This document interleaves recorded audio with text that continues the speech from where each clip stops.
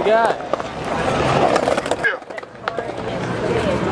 See, this thing going on down here in Harlem is like a bad medicine. Yeah. See, look who's coming to town. I'm not racist. I'm just realist. You know, it's a big difference. You can't be racist and black. It don't add up. But the thing is this.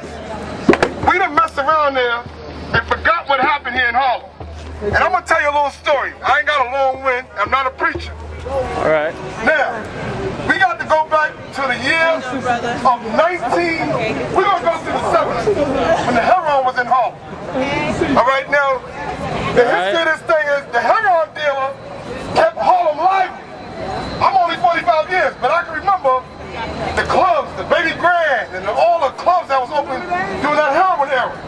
Because the heroin dealer took care of Harlem. He cared about Harlem.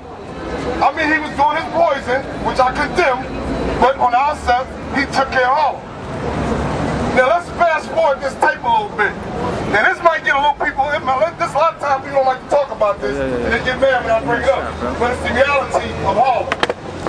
1987, you had David Dinkins, our so-called black man officer, our so-called borough president, Virginia Fields, all these people, Charlie Rangel, Hershey Sutton, the names goes on, the list goes on. Everybody was black that's in control of this thing, disintegrated Harlem right before our eyes. You mean to tell me, you let all this crack come in Harlem in 87 and 88, you couldn't even bring your kids to the park back then. You walk in the park, you had all kind of capsules on the floor. It was crack houses everywhere. Buildings right now where it's condominiums was back as crack houses in 88. So all I want to know is one thing. Where was these Caucasians, and I'm not racist, but white folks didn't want Harlem. Blacks was leaving Harlem. My grandmother packed up and she left, sold her building. Oh, Harlem ain't gonna be the same, I gotta leave. No, grandma stayed. She left. Now, let's bring it up to 2008. And we cry gentrification. It's not gentrification, it's annihilation. They trying to take us off the planet Earth right now. And they doing it with NYPD, they doing it with the displacement of the people here in Harlem and all over the city. Not just here in Harlem, people in Brooklyn is going through the same thing we're going through right now. How can you tell somebody who's been paying $700 a month rent, next month then you gotta give me $7,000? That's not fair. The brother down here, Brother Shango at the record shack, he's being harassed by the House of Prayer. Now I'm gonna tell you something. That is wrong. But when you look at the House of Prayer, and I'm a member of the church, you got churches now that ain't churches. The House of Prayer is the third largest business in Harlem. That's a fact. So, me personally, when I go to church now, it's not like I'm praising the Lord. It feel like I'm going to Wall Street.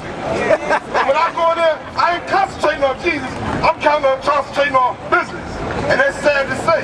But everybody's in that same church. That's how they think. That's why they try to put that brother out of his He been paying his rent, and they come with all this stories, they didn't pay, he didn't pay, and all this. That brother been paying his rent from day one. But it's just a part of the man's plan to utilize us to get us out of here. You know, that's how we gotta be vigilant. And what we do behind this program here is stand up, hands across Harlem, and stick it up for Harlem. Now, I'm gonna let y'all know something. We don't have nobody in politics to help us. Nope. Robert Jackson, he say he's in charge of Harlem.